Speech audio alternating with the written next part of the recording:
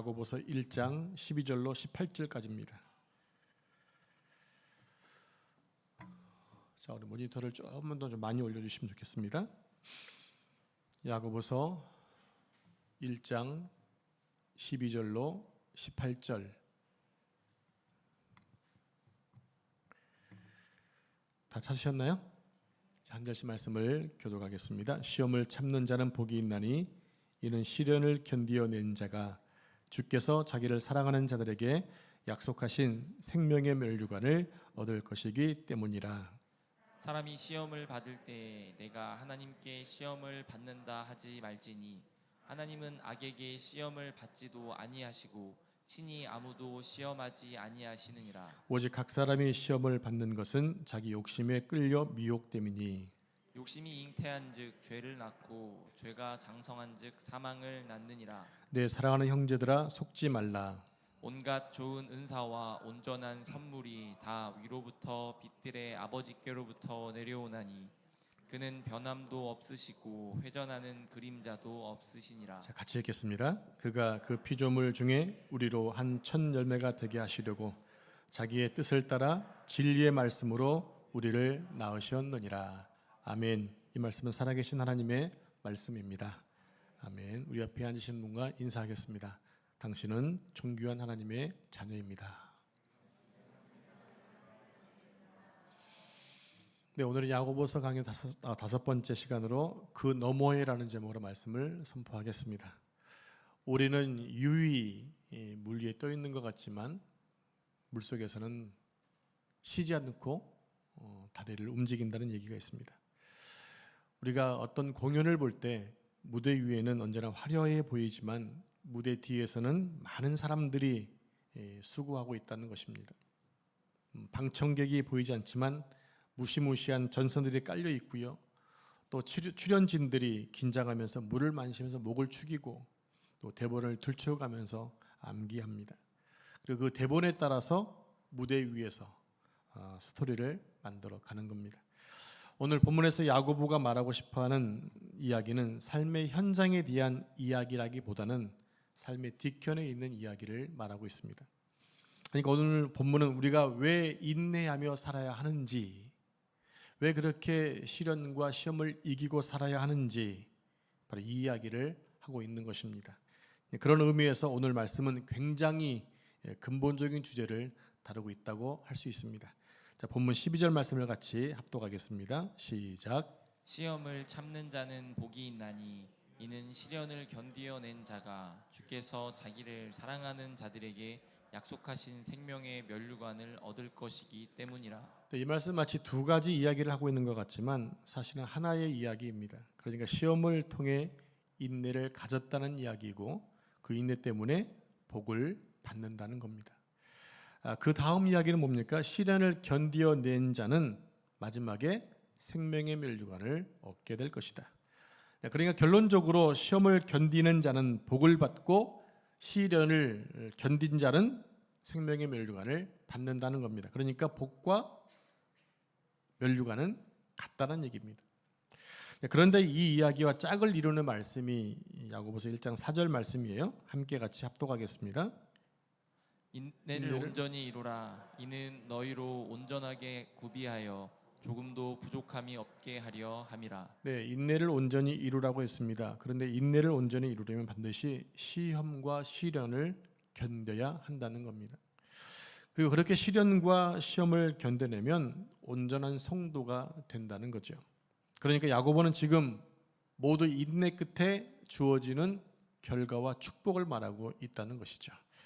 우리가 야고보서를 시작하면서 가장 먼저 정립했던 것이 있었습니다. 뭘 정립했나요? 우리의 목적지가 어디냐라는 것이죠. 목적지가 어디입니까? 우리가 목적지를 가려면 먼저 뭐 하죠? 설정을 하지요. 가기로 결정을 하고 내비게이션에 목적지를 칩니다. 그래서 하나님께서 인간에게 정해주신 목적지가 뭐라고 했느냐? 온전한 성도가 되는 것입니다.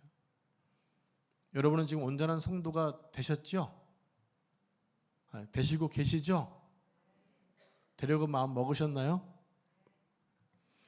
그리고 온전한 성도가 되려면 뭐 해야 된다? 인내해야 한다는 겁니다. 자, 계속 지금 반복하고 있는 말씀이 있어요. 그 반복되는 키워드가 바로 주제라는 얘기입니다. 그래서 12절에서 말하기를 시험을 참는 자는 복이 주어지고 시련을 견디는 자에게는 생명의 면류관이 주어진다고 말한 것입니다. 그러니까 우리가 온전한 성도가 되는 것이 1차적인 목적이라고 한다면, 1차적인 목적지라고 한다면 오늘 우리는 그 다음의 목적지, 즉 그 너머에 있는 것을 향해서 나아가야 한다라는 거예요. 우리가 왜 온전한 성도가 되어지느냐? 온전한 성도가 되는 것이 1차적인 목적이라고 한다면 온전한 성도가 되는 이유가 있다는 거죠. 우리는 그 너머를 바라보는 자가 되어야 한다는 얘기예요. 여러분, 인생을 살면서 많은 공부를 했고 여전히 공부하고 있습니다. 초등학교, 중고등학교, 대학교, 또 많게는 대학원 공부까지 했습니다. 왜 공부한 겁니까? 어쩔 수 없으니까? 아니면 대학 졸업장을 따고 대졸이라는 말을 듣고 싶으니까 공부한 것은 아닐 겁니다. 대학을 졸업한 이후의 삶을 기대하면서 열심히 공부하고 졸업장을 딴 거지요. 열심히 공부하고 학위를 받으면 그 다음에 어마어마한 유익이 있다는 걸 알기 때문에 대학원까지 공부도 하게 되는 것입니다. 이 말이 무슨 말인가 하게 되면 인내 끝에 얻어질 우리의 목표가 온전한 성도가 되는 것이고 그것이 끝인 줄 알았는데 그것이 아니라 그 너머에 무엇인가가 있더라는 거예요. 그게 뭡니까? 복과 생명의 면류관이라는 거죠. 다시 말해서 하나님이 우리를 온전하게 만들고자 하시는 것은 그 너머에 더 좋은 것을 주시기 위함이다라는 겁니다. 바울은 그것을 이렇게 얘기합니다. 하늘의 기업이다. 또 하늘의 경영에 동참하는 것이다. 오늘 야고보 기자는 복과 생명의 면류관이라고 말하고 있습니다. 자, 12절에서 야고보는 복을 말합니다. 자, 복이라는 말은 헬라어로 화면 보여주세요. 헬라어와 영어로 마카리오스라는 단어입니다. 영문과 헬라어가 똑같아요. 마카리오스. 좀 여러분 성경 메모칸에 적어 놓으시기 바랍니다. 마카리오스. 자, 한번 따라해 볼까요? 마카리오스. 잘못 들으면 막 간다 하시는데 마카리오스입니다. 이 말은 복된, 행복한 뜻이에요.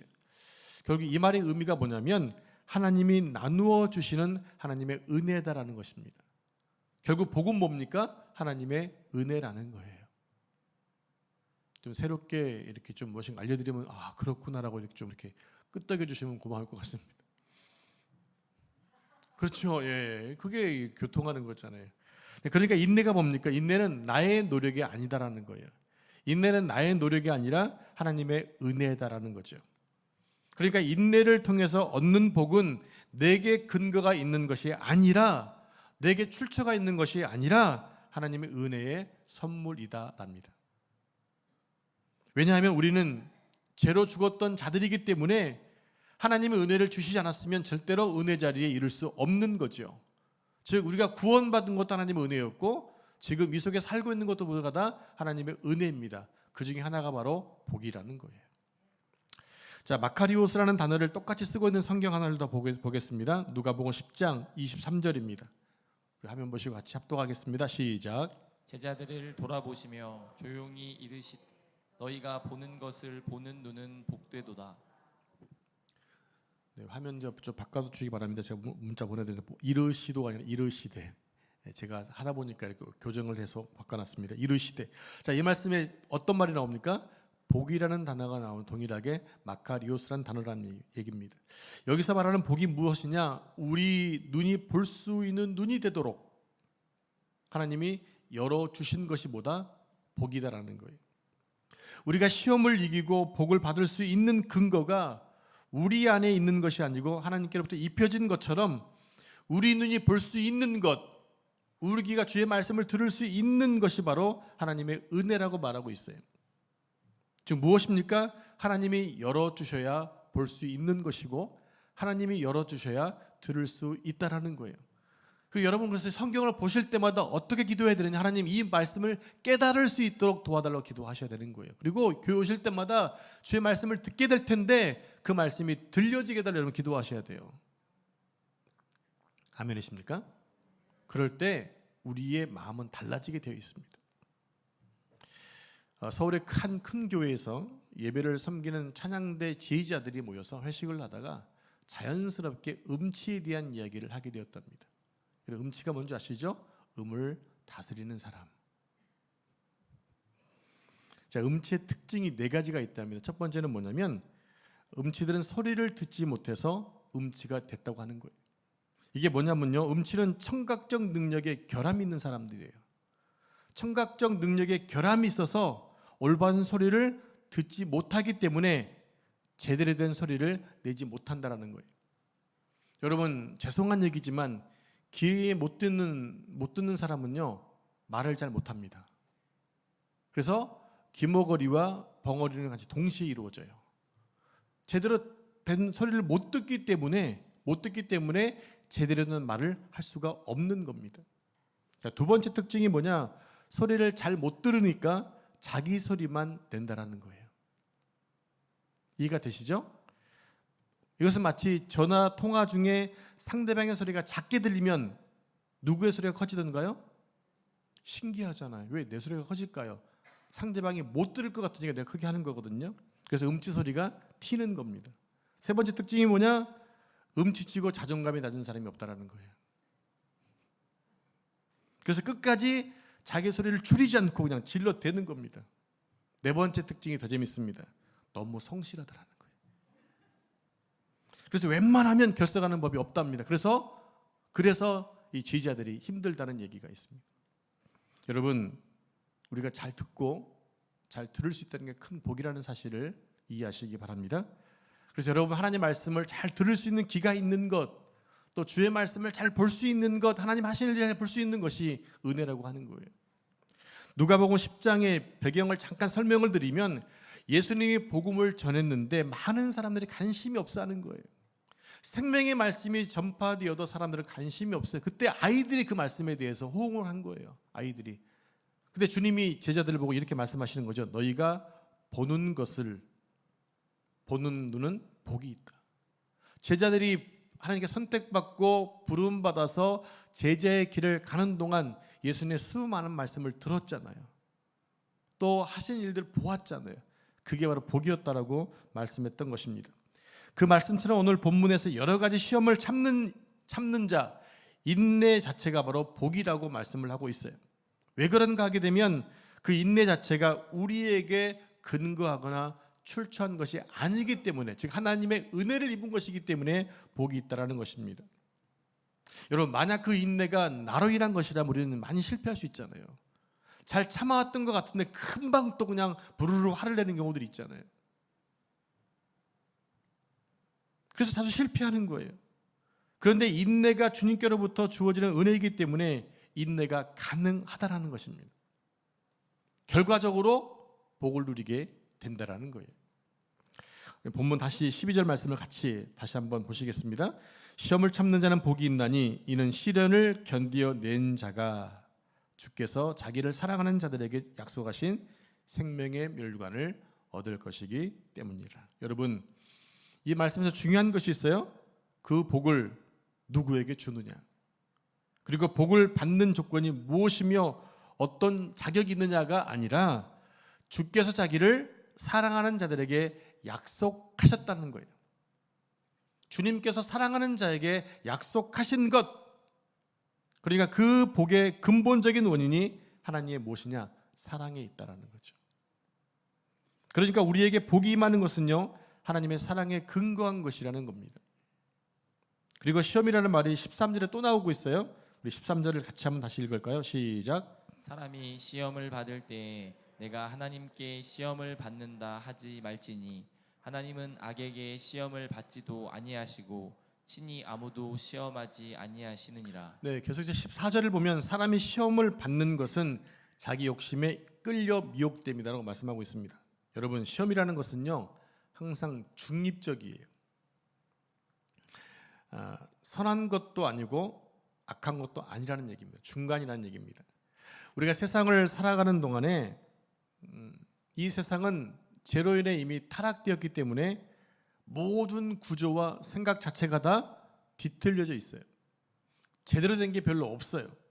그래서 인간이 선하고 악하고를 떠나 사람이란 모두 피할 수 없는 게 뭐냐? 시험이라는 거예요. 그래서 말씀을 준비하고 또 주로 만나는 대상도 성도들이고 목회자들이고 활동하는 게 다 영적인 면에 있는 이 목사는 시험이 안 들까요? 어떻게 보면 시험이 더 많이 들 수도 있어요. 좀 더 예민하기 때문에. 여러분, 누구나 시험을 당할 수 있다는 얘기입니다. 그래서 2절에서 야고보는 이렇게 말해요. 너희가 여러 가지 시험을 당하거든. 시험의 종류도 다양하더라는 거예요. 나는 시험 당하는 거 상대방은 안 당할 수 있는데 상대방이 당하는 어려움, 또 저도 안 당할 수 있고 상대방은 안 당해도 나는 당할 수 있는 것이 시험이라는 얘기입니다. 누구나 시험은 임할 수 있다는 얘기입니다. 그러니까 이 말이 뭐냐? 우리 인생길의 시험은 반드시 필연적으로 있다는 거지요. 그러니까 시험은 중립적으로 봐야 한다는 얘기입니다. 그러므로 우리가 온전한 성도가 되기 위해서 어떤 선택을 해야 하는가, 이게 중요합니다. 여러분, 우리가 하나님의 사랑을 입어서 하나님의 자녀가 되면 인생의 모든 시험과 유혹이 또 연단이 되어서 시련으로 나타나게 됩니다. 여러분, 시험과 시련은 다르다고 말씀을 드렸어요. 시험은 욕심입니다. 욕망입니다. 템프테이션입니다. 하지만 시련은 테스트입니다. 다르다는 얘기입니다. 그러니까 시련을 견뎌낸 자가 복이 있다고 하는 거예요. 시험을 견딘 자가 복을 받는 것이 아니라 시련을 견딘 자가 복을 받는 거예요. 그러니까 지금 시험이 뭐로 바뀌었습니까? 시련으로 바뀐 거예요. 그러니까 하나님의 택함 받은 성도들이 시험과 유혹 앞에서 그것들을 뭘로 끌고 가야 되느냐? 연단과 시련으로 끌고 가야 한다라는 거예요. 이해가 되시나요? 그러면 그 시련 끝에 인내가 주어지게 되고 결국에는 복과 생명의 멸관을 받는다는 것입니다. 근데 이와 반대로 시험이 임하면, 즉 유혹이 임하게 되면 우리 속에 있는 죄가 촉발되게 되어지죠. 이게 무슨 말일까요? 가난한 사람에게, 돈이 필요한 사람에게 정말 필요했는데 생각지 아니한 돈을 가질 수 있는 기회가 생겼어요. 근데 그게 불법적이에요. 여러분, 그것을 갖고 싶은 마음이 생깁니까? 안 생깁니까? 생기는 게 정상적이죠. 그게 바로 뭡니까? 유혹이라는 거예요. 당연히 길거리에 요즘은 떨어진 것을 주워가도 잘못하면 이게 범죄가 될 수 있잖아요. 지금은요. 그래서 외국인들이 한국에 들어와서 이 치안과 이런 것들이 너무 대단하다라는 거예요. 유럽 여행 갔다 오신 분은요, 이렇게 지나가는 사람 이렇게 가방에서 뭘 소매치기 해도 그냥 그게 있는 현상이라는 거예요. 도리어 그 사람에게 짜증을 내고 덤비려면 도리어 그 화를 입는다는 거예요. 그러니까 그걸 알고 가라는 거예요. 조심하면 된다는 얘기죠. 그렇게 그냥 된 나라도 있다는 얘기예요. 근데 우리나라는 그러면 난리가 나잖아요. 그냥 금방 그냥 구속될 수 있습니다. 그럼에도 불구하고 공짜가 생기면 갖고 싶은 것, 혹시나 그런 마음이 드는 것이 우리의 마음이라는 얘기죠. 왜 그러느냐? 우리 속에 죄가 있기 때문에. 그 죄가 촉발되어지고 되고 욕심이 생겨나게 되기 때문에 무엇으로 가느냐? 시련이 아니라 유혹으로 간다라는 거예요. 템테이션으로 간다는 얘기예요. 그래서 이 유혹이 결국 우리를 사망으로 끌고 간다는 겁니다. 그래서 14절 말씀에서 자기 욕심에 끌려 미혹된다고 말하고 있는 거예요. 자기 욕심에 끌려서 미혹된다. 자기 욕심에 끌려 미혹되면 결국 사망의 구덩이로 떨어지게 되는 거예요. 여러분, 우리는 매일매일 이 두 갈래의 길에 서 있지 않습니까? 그리고 우리는 이 두 갈래의 길 중에 하나를 선택하면서 지금 살고 있는 것입니다. 그 이야기가 지금 15절에서 이렇게 말하고 있는 거죠. 우리 함께 15절 말씀을 같이 합독하겠습니다. 시작. 욕심이 잉태한즉 죄를 낳고 죄가 장성한즉 사망을 낳느니라. 하도 많이 들어서 다 외우신 말씀이죠. 욕심이 잉태하면 죄를 낳고 죄가 자라면 사망 가운데 떨어진다. 이 말씀에서 여러분 뭐가 나옵니까? 잉태, 출생, 사망을 낳는다고 했습니다. 이 말씀은 바로 우리 인간의 일생을 그대로 인용해서 반영하고 있습니다. 사람이 잉태되면 출생되게 되고, 출생되면 성장하게 되고, 나중에 죽게 되죠. 우리가 생명이 되려면 반드시 잉태가 되어져야 됩니다. 그리고 출산의 과정을 겪어야 합니다. 그리고 태어나면 당연스럽게 자라게 됩니다. 장성합니다. 그리고 그 마지막에 어떻게 됩니까? 죽습니다. 근데 15절에서 그 과정을 뭘로 대입시켰나요? 죄로 대입시키고 있다는 거예요. 자, 15절 다시 보여주시면 이렇습니다. 욕심이 잉태한 즉 죄를 출산했습니다. 그리고 태어난 죄가 어떻게 합니까? 자라고 있습니다. 그리고 사망을 낳습니다. 그러니까 죄는 인간이 가는 경로와 동일하다는 거예요. 여러분, 죄는 우리 인간의 삶과 너무나 정확하게 연결되어 있습니다. 사람이 잉태하는데 남자나 여자 혼자서 잉태할 수 없죠. 반드시 남자와 여자가 만남을 가져야 합니다. 그러니까 우리가 과거에 무엇과 만났던 존재라는 얘기예요? 죄와 만났던 존재라는 얘기예요. 죄와 함께 살았다는 것입니다. 그래서 죄를 잉태한 것입니다. 죄를 잉태했으니까 뭐 해야 돼요? 죄를 낳는 거예요. 그 출산된 죄가 어떻게 됩니까? 점점 자라고 있어요. 그 끝은 뭡니까? 죄 때문에 죽는다는 거예요. 야고보가 지금 인간의 삶을 빌려서 설명하고 싶었던 것이 바로 18절에 나옵니다. 같이 18절 말씀 같이 합독하겠습니다. 시작. 그가 그 피조물 중에 우리로 한 첫 열매가 되게 하시려고 자기의 뜻을 따라 진리의 말씀으로 우리를 낳으셨느니라. 네, 14절에서는 사망을 낳는다고 했어요. 네, 이건 18절에서 뭘 낳습니까? 진리의 말씀으로 우리를 낳으셨대요. 낳기 위해서는 반드시 그 전에 잉태가 필요합니다. 그런데 우리는 무엇으로 지금 잉태했다고 말하고 있나요? 18절에 14절에서는 죄로, 18절에서는 진리의 말씀으로 잉태되었다는 거예요. 우리가 과거에는 죄로 잉태되었지만 지금 뭐로 잉태된 자들이다? 진리의 말씀으로 잉태된 자들이란 말이에요. 감격적이지 않습니까? 우리가 지금 이런 자예요. 진리로 잉태된 자들. 죽었던 우리의 영혼에 우리의 의도와는 아무런 상관없이 어느 날 갑자기 진리의 말씀이 선포되고 진리의 말씀이 우리 속에 들어온 거예요. 그래서 죽었던 땅에서 열매가 납니다. 그 한 알의 밀알이 사망의 땅에 떨어져 썩어서 죽어 열매를 내듯이 예수 그리스도가 우리 속에 찾아오시고 우리 가운데 임하셔서 우리와 연결되어서 우리가 뭐 했다? 잉태되었다라는 거예요. 그리고 출산된 것입니다. 그래서 우리는 거듭난 존재, 하나님의 자녀가 되어서 지금 계속해서 자라가고 있는 거예요.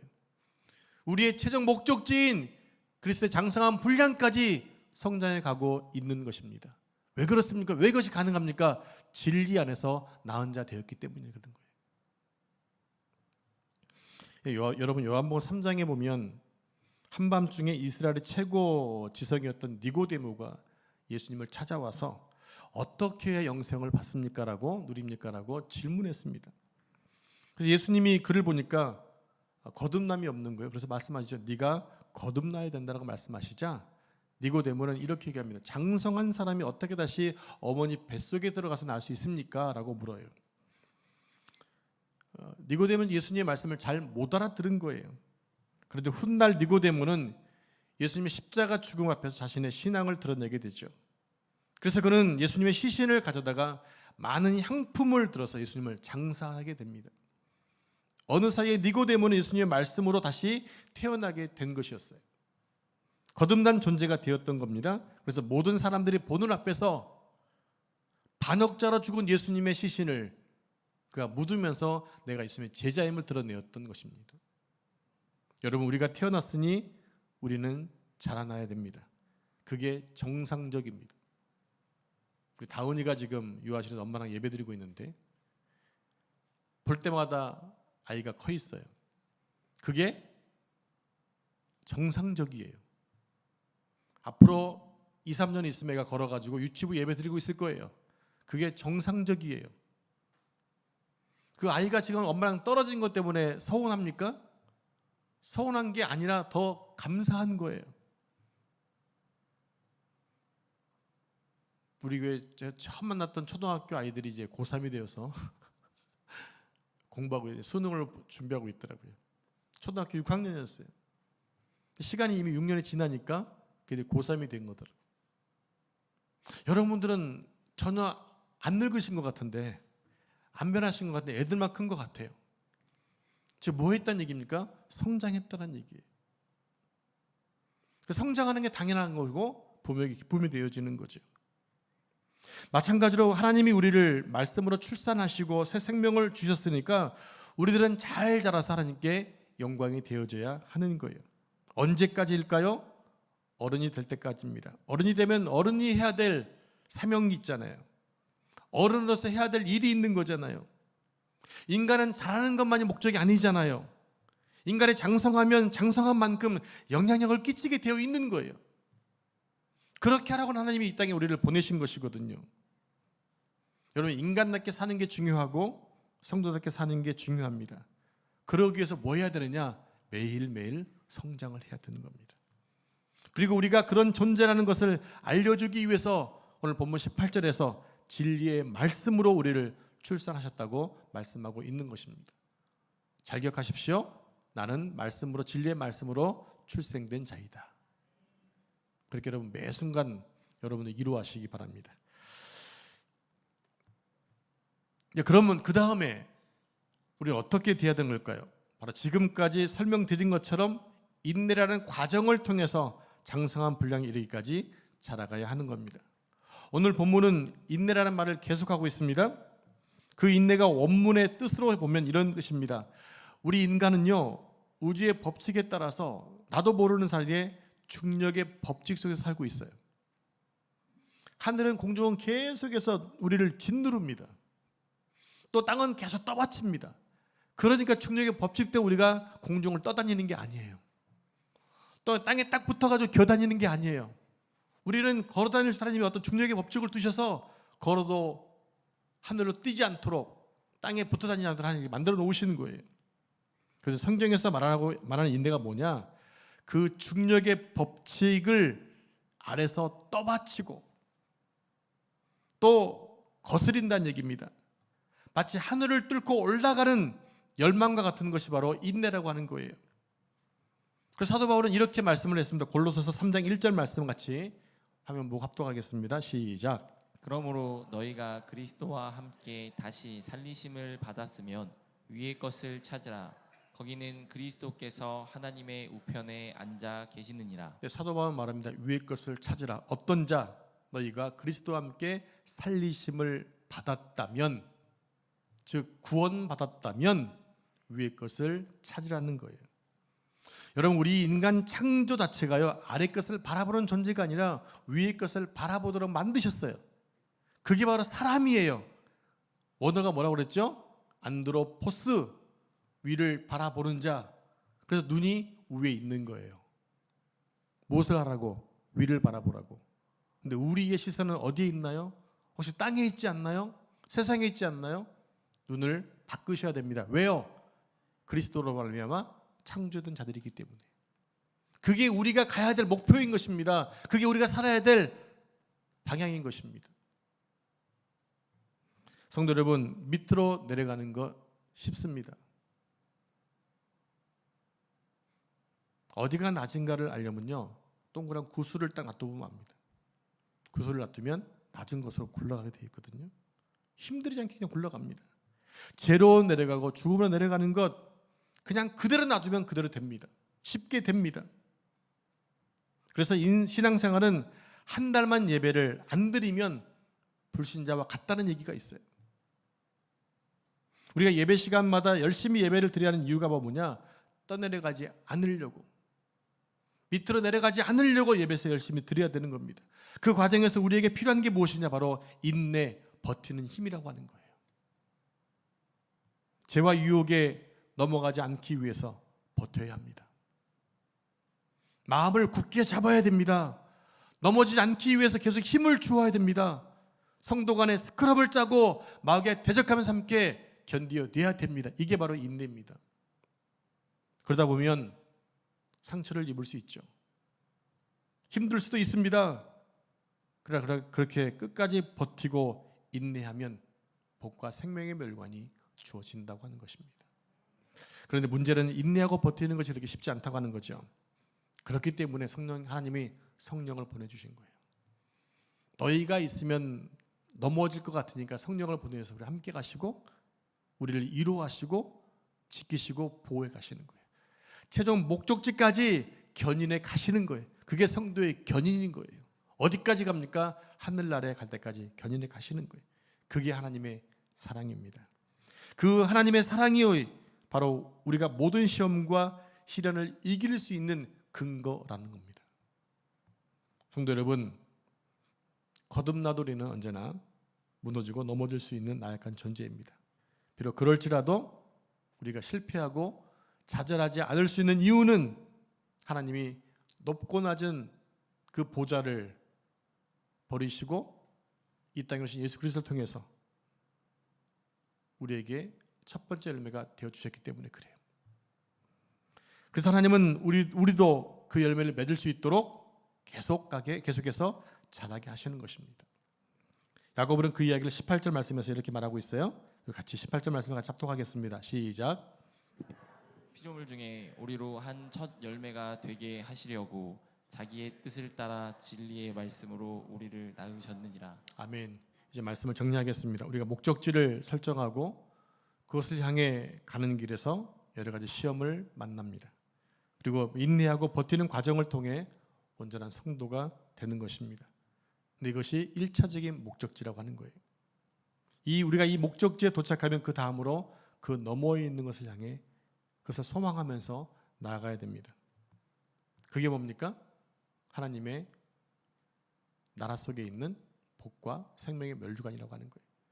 지금 그것은 우리에게 임했지만 완벽히만 것이 아니에요. 우리는 그것을 지금 맛을 조금만 봤을 뿐이에요. 여러분, 출애굽기부터 신명기까지의 총 책 장수가 137장입니다.